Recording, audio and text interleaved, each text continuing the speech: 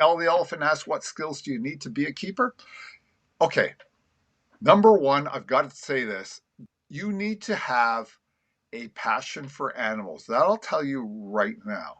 All the keepers I've had a talk with, it comes out how much they love their animals. It's, you know what? There's a real care and concern for their animals. I was talking to one of the lion keepers a while back when our white lion males were due to ship out to a zoo in Quebec. It was just a few days before the weekend that they were due to ship out.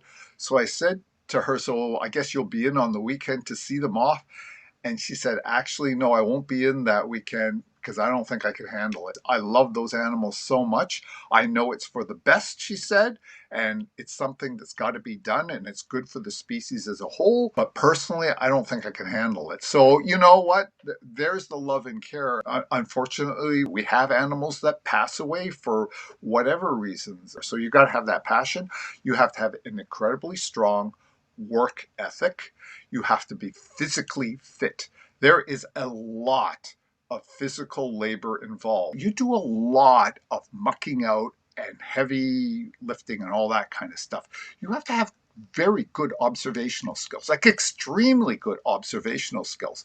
And as it turns out, maybe my life is better not being a zookeeper, not for me, but for the animal. My wife is one of those citizen scientists, and she's always going out bird watching and that. So when I do go for a walk with her, she's always pointing out stuff to me.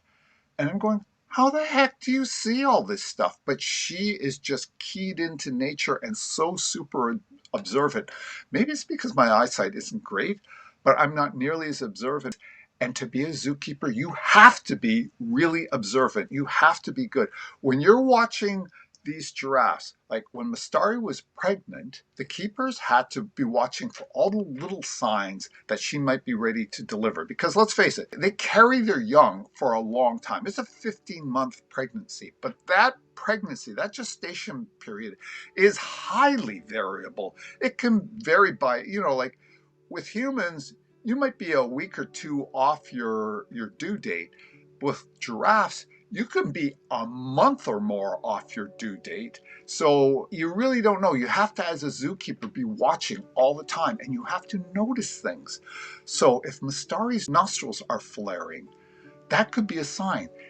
If the tendons at her back end are starting to go a little bit slack, it's like her back end is loosening up, ready for the baby. That's something that the average person doesn't see. But as a zookeeper, you have to see that because that's important. If we want Mastari to have a successful delivery, she's got to have eyes all around her that know what they're looking for and also can see it, because that's super important. So observation skills, passion, hard work, and knowledge, of course, actually helps. When I applied to the zoo, I did have a zoology degree, but there are others who were applying at that time who might have worked on a farm for all their life and they had experience with large animals. So I know that there are some people who got in because even though they didn't have a background in zoology, they could work well with large animals. And so the zoo needed people like that. Now you actually need some knowledge and expertise. So if you're going to school, you've got to get at least a background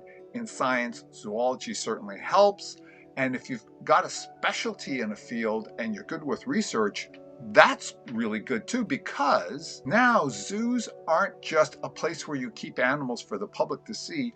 Zoos are a major leading force in conservation and research. The Toronto Zoo is a great example of that. We've got so many research and conservation projects on the go. One of the very exciting things coming up is the orangutan outdoor exhibit. Not only because it's a bigger, really cool exhibit to look at and great for the animals in that they can move around and have a much more natural kind of experience in the great outdoors, but also because there's going to be a research station built into that exhibit. And so they'll have cameras on the go. They'll have artificial intelligence monitoring the cameras. They'll have a lot of different things that they can do and really study the animals. It's so great.